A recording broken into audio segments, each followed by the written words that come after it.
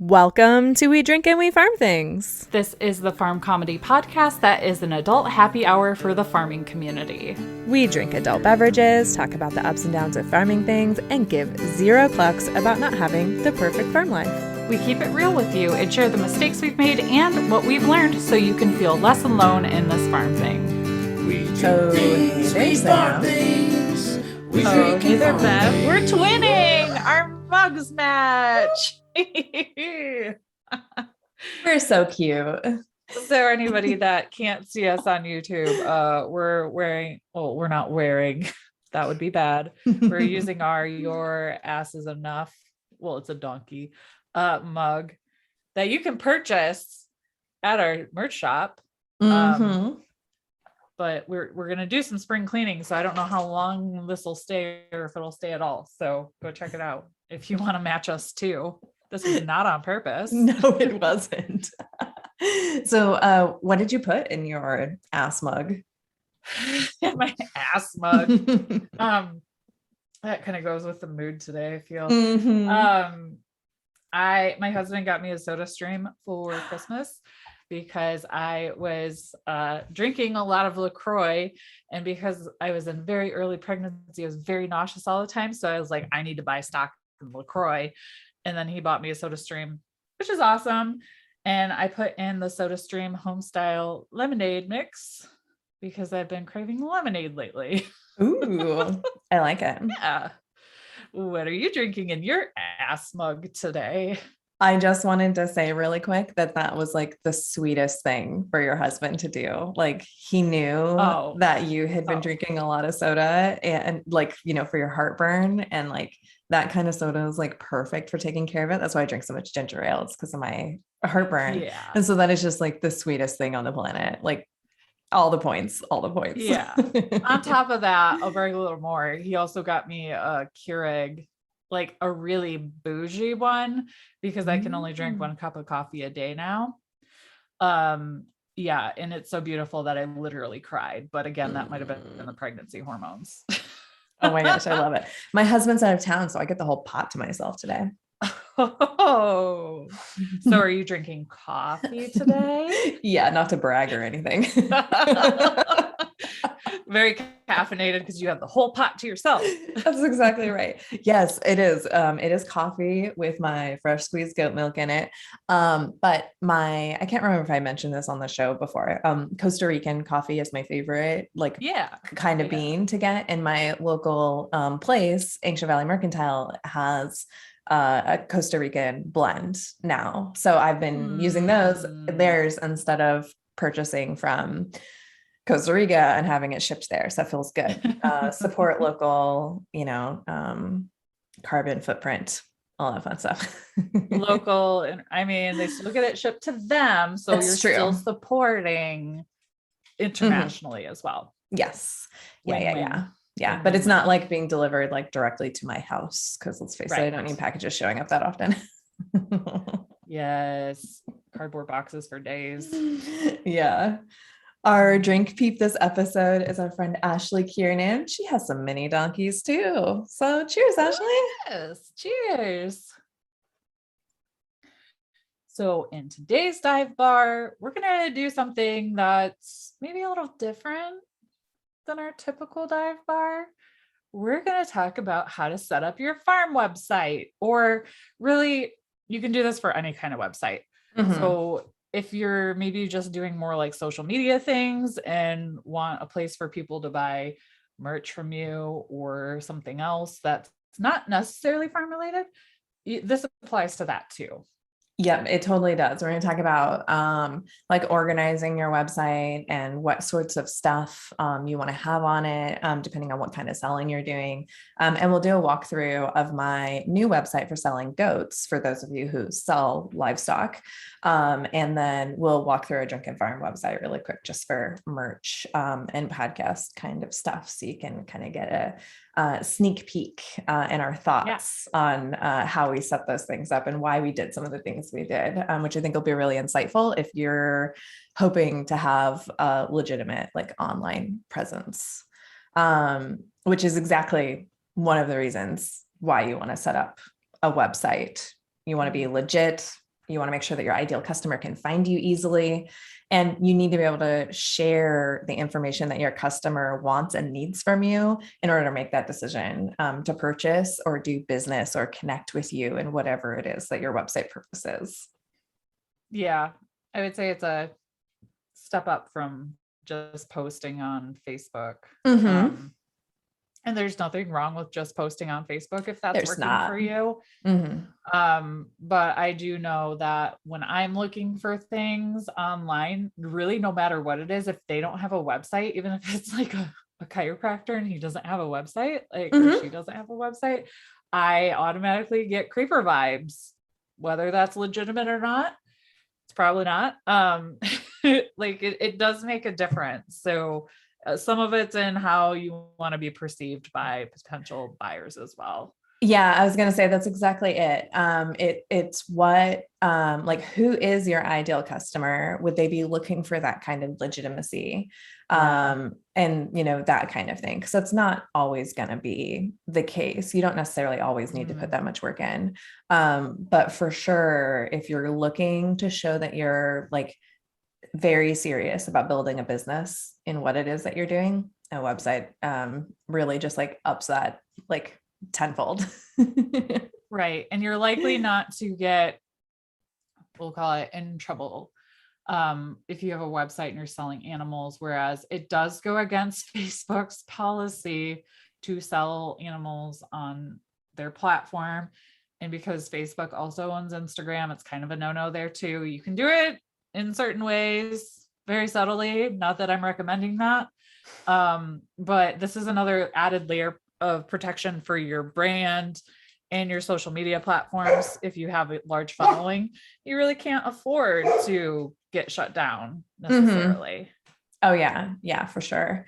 And I have posted some goats for sale on Facebook and not had any trouble yet, but I did it by posting a picture with all the info and then the link to like the business so that if it got flagged, Facebook would see that it was like a legitimate like farm business kind of thing. And I wasn't actually selling it on Facebook. I was driving traffic to my website to purchase my thing. Yeah. Yes. PETA owns shares in Facebook. And ever since that happened, this policy cropped up. So that might have had something to do with it. I have no idea. Yes. But anyways, so in order to create your website, one of the first things you're going to want to do is pick a website provider, obviously. But you can really follow a lot of these steps in order of however you want to. But for me, my first stop was figuring out where the thing wanted to live and if that website platform offered templates that I liked, because I do know a little tiny bit of coding, but I don't like spending my time doing that. So I think your website, my website, and Drinking Farms website, we picked Squarespace for all of those. But your budget will also drive that decision too. Yep. And no shame in outsourcing if you don't even want to do any of this part. You'll have to come up with the requirements, obviously. Yep. But you can also look to hand this off to somebody else too if you just don't want to mess with any of it. Yeah, that's right. And Squarespace is not the cheapest by any means. But by the time, because I looked into switching some things to WordPress, because I do use WordPress for a couple of other things as well. But by the time you purchase all the plugins that you need and some of the other stuff, they tend to, and the hosting, because Squarespace includes the hosting, but you have to purchase the hosting separately when you go through WordPress or a lot of the other sites. And that can get kind of spendy depending on what you need, like how many pages and how much information you're putting on it and all that. I don't want to get too technical, but they ended up being like pretty similar. So the support I get from Squarespace and like the ease of making it my own and custom really appealed to me. So that's why I've been sticking with it. Yeah, I definitely, for me, it's a comfort thing because we've used it so long for Drink and Farm and there are a lot of helpful plugins. A lot of the times we get asked how we do our merch, and because Squarespace has a great plugin with Printful, that's how we do our merch. But But again, you have to weigh the pros and cons because they do take slices and dices when you use a third party printing service like that. Yep. But yeah, so again, this is a pretty important decision to make. And you want to be clear on budget either way. Yeah. And it's not a permanent decision. You can move your website anytime. Right. So don't let it stop you from getting started. Yeah. So Bev, since you recently made a website, what steps did you take to start getting organized? Okay. So, to get started on my website, I actually made like a physical paper list. Another thing you can do, you can open up a Google Doc, but outline your website. So you start with just like a brain dump of all the things that you want your customers to have access to on that website. And then you organize them into I use an outline kind of format. So I have each main bullet point is a navigation button on my website. And then everything under it is all the stuff that I want them to be able to get to from that main navigation. So there's main navigation and there's like sub pages and stuff. So that's how I organize my website. Sometimes I actually just get in there and start making pages. And then Squarespace is really cool. I can drag and drop to like arrange things the way that I want it. So that way, if I'm feeling really inspired to create one very specific thing, and there's actually something that I'm really excited about on my website, and I'll share that in a minute, I can really dive into that without having to follow all the steps of setting up all the other stuff first. I can get into what I'm really excited about, which helps me check some of those things off of my list. It helps to create an area where you're going to store all of your like photos and write your copy ahead of time and stuff in your Google Docs. For goats specifically, like each goat has a folder, and then all of the information on that goat, all of their pictures and links to anything that I need to make sure that I link to on my website for that goat, those are all in those folders so that I can open it, drag and drop. Otherwise, you're going to spend a lot of time like hunting and pecking, because I did that for one goat and I was like, this is dumb. I need to organize this first. And don't focus on making it perfect. My new website, it's gone through 10 revisions already, and it's only been a few days. It's only been up for a few days at this point. And don't focus on making it complete even. It just needs enough up there to get started. And that helps drive you to the next step.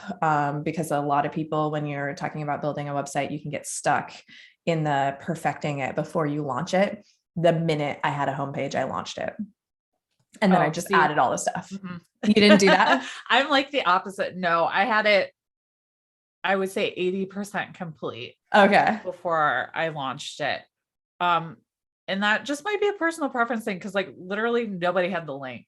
Oh yeah, that's true. Yeah. So it's really up to you and your comfort level, but I agree with not making it perfect. Yeah. But get it complete enough where you feel confident if somebody stumbled upon you on Google, you don't have your pants down. Yeah. Oh yeah. And that looks different to everybody. Yes. Yeah, it totally does. I had 8-week or 7-week-old baby boy goats that I needed to sell. And so that was the first thing I did was I made a landing page and I put the boys up on another page and then I launched it because I was like, I have to have a link to send people to show that I'm legitimately selling these goats. Yeah. And so that was how I started, and I just got it done. And I did my most of my website was done in a day, like a day-ish. If I added up all the hours, it took about a day to get to the point where I'm at now. And it still needs some building, but I'm really happy with the progress in just one day. Yeah. That's the nice thing with Squarespace too, is like if you're using their templates, you can get it done real fast. Yeah, for sure. And you want to make sure that you test all your buttons and links too. When you're kind of plugging away and working in there, it's really easy to miskey a link that you've added or forget to connect a button to a link. So once you've launched it, you want to make sure that you go to your website and then just click on everything that's clickable and make sure that it goes where it doesn't, or where you want it to go, and it doesn't go anywhere weird. Yes. Or a dead end. Nobody wants a 404 error. No, they do not. And testing and getting the bugs out of a new website is just a part of the process. Um, and then you want to make sure that your layout works for both desktop and mobile, because social media is probably going to be the number one place that people come to your website from, if you're big on Instagram and Facebook or TikTok or whatever your chosen social media is, or Pinterest even. So you want to make sure that your website makes sense on a phone, because I can't tell you how many goat websites I went to looking to buy goats that just didn't work on my phone. And I'm like, I'm in the bathtub. I do not want to pull my laptop in here to look at these goats. Next. Now we know what Bev does during bath time. What Bev does during bath time. She shops for goats and eats ice cream. I will say too, like Squarespace is not a sponsor. Maybe they should be. Oh, but I'll reach out. Most of Squarespace templates automatically format into your cell phone as well. And they offer a cell phone view right within their user interface on their computer. Yep. Just another reason why sometimes it's worth paying a little more to get something nice and shiny. Yeah. And you can edit your website from your cell phone also if you have Squarespace. Not to like keep touting Squarespace, but like I set up like the meat and potatoes of my website. And then during bath time, I wrote some of the copy for my website from my phone. And now all the creepers of the internet are fantasizing about you typing about goats in your bathtub. I mean, I'm at a phase in my life right now where I'm taking multiple baths a day sometimes. So that is just where I'm at. Not for uncleanliness. Not for uncleanliness. That's where I relax and hide. It's your happy space. I totally get it. Yeah. I take one every day and watch TV shows. Oh, I love it. So yes. So no shame in our bathtub game. And maybe this discussion will just draw more viewers to our YouTube because we talked about the bathtub a lot. Yes. One more note on the cell phone layout before we move on. So all of the Squarespace templates are formatted for your cell phone view, but sometimes when you're setting up the order of things on a page, when you load the page on your website, it won't scroll in the order that you want it to show up in. So you might need to drag and drop some boxes on your cell phone view so that you can make sure that people are getting the information in the right order. That's the last thing I wanted to say, because I noticed when I was listing my goats, it showed like something weird at the top, but I wanted the picture of the goat to be the first thing they saw. That's a good point. Yeah. One of the other things you're going to want to consider too, if your website is more than just information. So if you're looking to collect deposits or have people purchase things like merch from your website, you're going to have to think through how you want to be collecting payment. And when I say that, that means, are you an official business? Do you want a separate bank account and or a separate PayPal or whatever you're using to keep tracking clean and easy? If you're doing something lower volume, like not as many orders or not as much money, you can probably get away with just keeping it like a hobby and just keeping track of it on the side. But if you're posting registered goats like Bev and you're collecting pretty large deposits and the price of the goat can range quite a bit, might be a good idea to make sure you, if you haven't already listened to episode 166, we talk about setting up your farm business. So if you missed that or need a review, go listen to that, because it might be worth setting up an LLC or some other kind of business, because then you can separate it out from your social security number. You can get a tax ID number. You can keep everything separate. That's kind of a mindset thing too. And something you don't necessarily need to do right this second. We didn't do that right away with our farms. No, but we got to the point where we wanted to, and that need was there. So that's also something to consider, because websites like Stripe that help collect payment, or PayPal, sometimes they do require you to enter a social security number or a TIN when you set those things up. So that might slow you down a little bit. So it's good to start thinking about that as you're building your website out. For sure. And a lot of those places kind of work directly with your website. So you can like put a PayPal button for, like PayPal Yeah. me. Yes. And I need to add all of that to my website. So I'm glad we talked about this because I didn't quite get that far. Right. And it does take a little bit to set those things up. And again, with Squarespace, those things integrate really nicely naturally. Whereas if you're using something a little more manual, that could get kind of sticky. So keep that in mind too when you're picking your website vendor. Mm-hmm.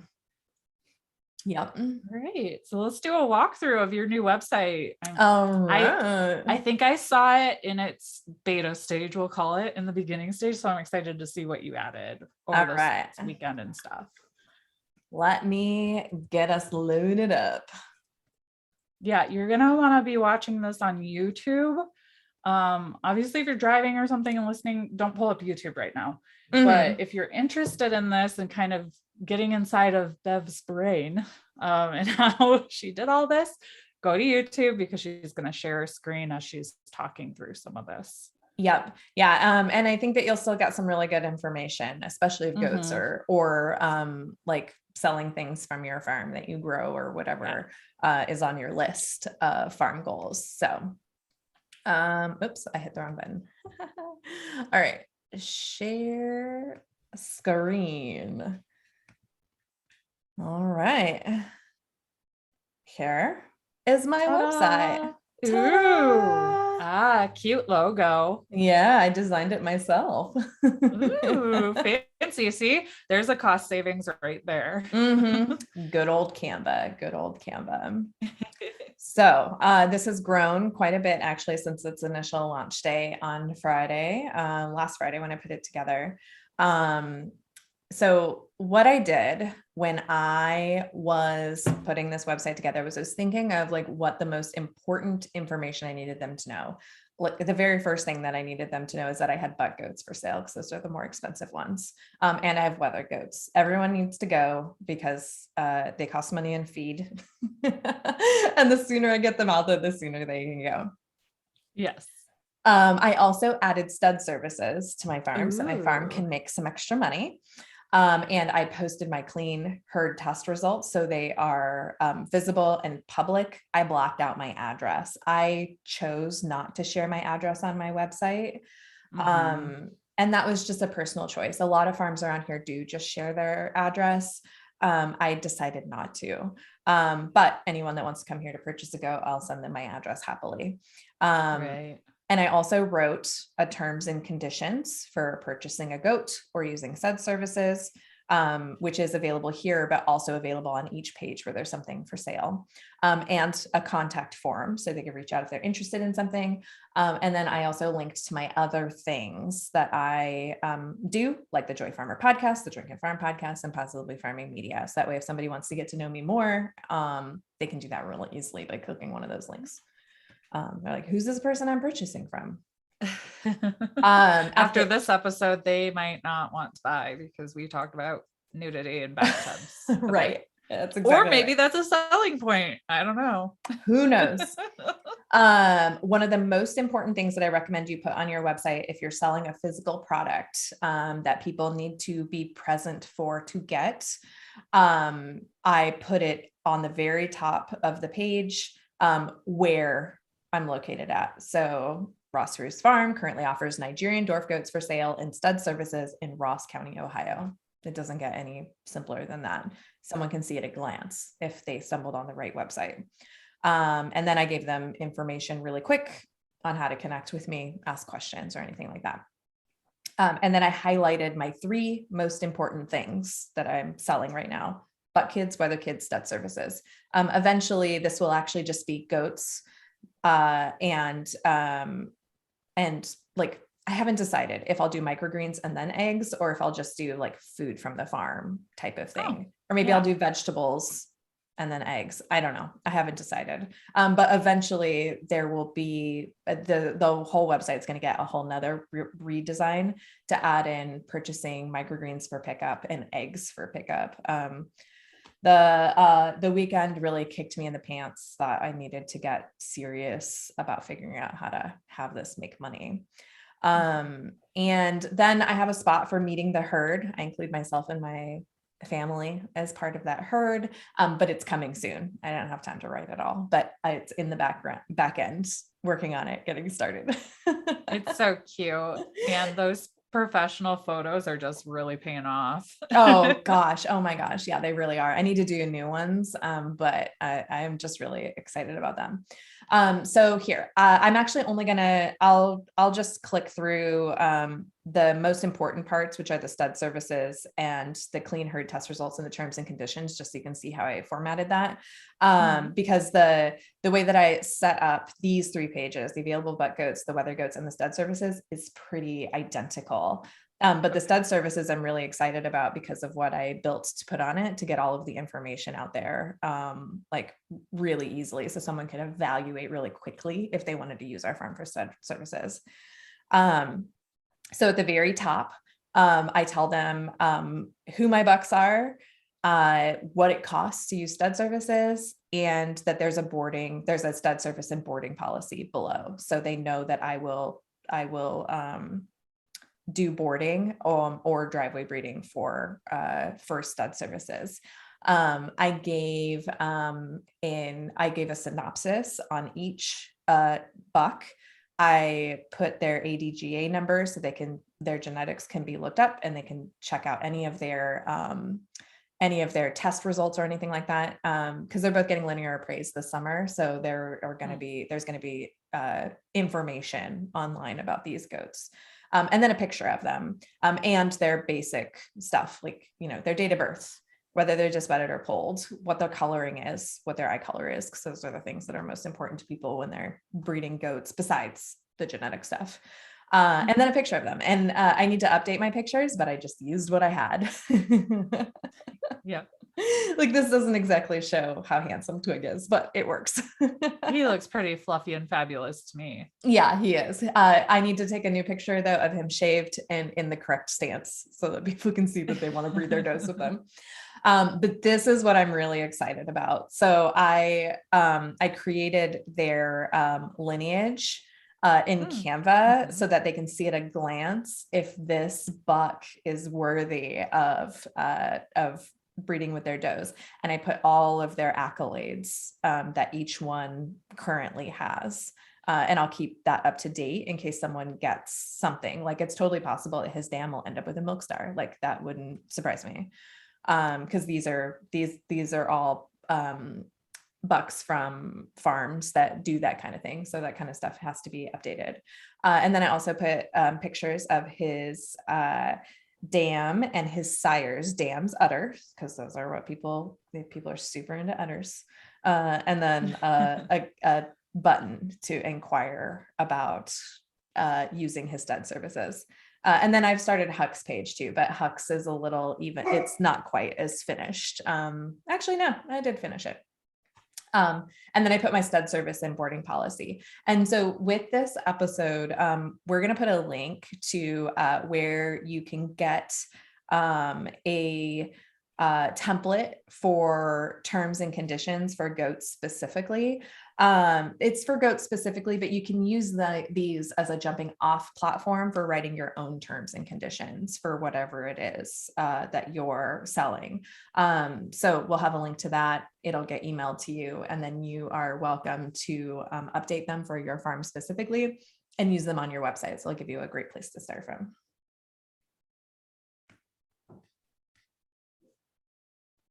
The next thing is the clean herd test results. I just put a link to each kind of test that we do. And it's a PDF that just opens when you click on it, which is super handy. I love that Squarespace lets you do that. So then people can just see it really easily and know that you're being truthful. Yes, that's important. Yep, it is. And then on my terms and conditions and contact page, I put the location. This isn't my address, but it's just my town. So people can figure out approximately how far it'll take for them to get to our farm if they decide to purchase something and pick up. A form they can submit to contact us. And then all of my policies are here again. So I have a goat sales and reservation policy. And then I have a stud service and boarding policy for now. And then I'll probably end up changing that.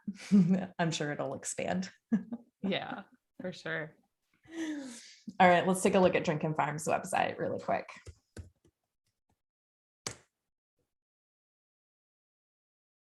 Oh, there's our website. Aww. Oh. All right. So our website, it's a podcast and we sell merch, and we have lots of things that we do here because this is a business with sponsorship and all sorts of stuff. So the shop I think is really what people are going to be most interested in. Squarespace is really awesome because they let you put in tags into each of the items so that you can have easy navigation to very specific things. So if someone's just looking for hats, and click headwear, and any headwear that we have in stock will That's pop probably up. a bad one to click. Oh, is that a bad one? The beanies because it's getting warmer. Okay, so we don't have any headwear. That just reminds me we need to remove that tag from the header so people don't have a sad moment. Yep, but that's right. It's very easy to do. Yep. Or we can just add some hats back into the shop and then we'll have more headwear. Yeah, that's right. There we go. Some trucker hats for the summer. Right. So yeah, so you can click on one of these and then it takes you to whatever is in the header, as long as you have used your tags correctly, which we have. Which is really awesome. And then we integrate with Stripe. I'm sorry. We integrate with Stripe for our payments, or you can use PayPal. So we put two options on there, and that helps make purchasing merch really easy, which is great. We have a discounts and disclosure area because you just need to give people some information depending on what you use your website for. And all of that good stuff. Is there anything specific on our website, Sam, that you wanted to show off to the people? Yeah, if you click on the podcast on the left, actually you might be able to do this just from the search bar. Yeah, I guess we can. Oh, well, the first thing is you can have these lovely pop-ups to direct people to sign up to your email list. And you can set this sort of thing to just pop up like once every 30 days. Or if somebody signs up, it's not going to pop up for them based on the cookies in their browser. Yeah. So that's super handy. But you can click off that. The thing that I really like about our website, because we've had so many different topics, it can be really overwhelming. But having it in this format, you can use the handy dandy search bar on the left and type in pig. And let's see what comes up. It's thinking and thinking, so you don't have to. Oh, nothing came up. That was a bad example. Let's type in goat. Yeah, here, actually, I'll put in goats because what pops up here depends on what you've tagged in your post that you put for this was a better example. So if you want, I think we've only talked about pigs like once. When I got Hamlet, but if you have something you're looking for specifically, it'll pick up the tags and keywords in the description. So this, if you type in goats, it's going to pull up all of our episodes all the way back to episode 5. Well, that was Dive Bar 5, but number 2. Yeah. Simmer down. They're just goats. Yeah. And then number 4, those eyebrows are a conversation starter. So like that title is not telling you by default that we're talking about goats. But if you go to our website, you can type in a keyword, maybe type in a couple, see what comes up. Yeah. And you might be like, oh, I've never listened to that one, or I need to re-listen. So that's a really nice thing about having a website like this too, is it's really convenient for your audience, whether you have a podcast or maybe even a blog, to do a quick search and find what they're looking for without having to like go through Google and like filter through a bunch of other sources as well. Yep. And I did add a search bar on my website also, just all the way down at the bottom. So that way, if they get all the way through and they're like, wait, I didn't find what I was looking for, they see the search bar and they can use it. But I'm currently using a template that doesn't have a navigation bar on the side. So I'm actually working, that's why I'm working on rebuilding the site again, is because I need to pick a new template. So I'm building that first and then it'll go live, but it's just a copy paste thing because I already built the website. So I have my photos organized. and I have all my text written. So 90% of the battle. Yeah. All right. Well, there's your grand tour. Yep. And we hope this was super helpful as you're kind of deciding if you need a website or how to build your website. Definitely don't be afraid to go visit our websites if you need some inspiration too. Mm-hmm, for We sure. spent a lot of time on them. Yeah, we did. I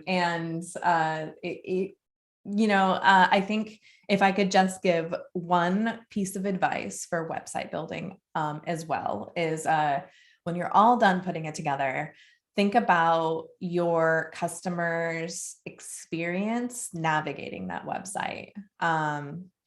You want to make sure that they can get the information that they want quickly without too much extra fluff. My current website, I think, has too much extra fluff currently. So I'm working on simplifying it so they can just go to a page to read all about a goat instead of having to scroll through everything about, twig before they can get to huck, stuff like that. So think about the experience of what it's like to be on your website. If they think they're not going to find what they want, they'll bounce real fast. Yeah. Yep. That's a good point. Mm-hmm.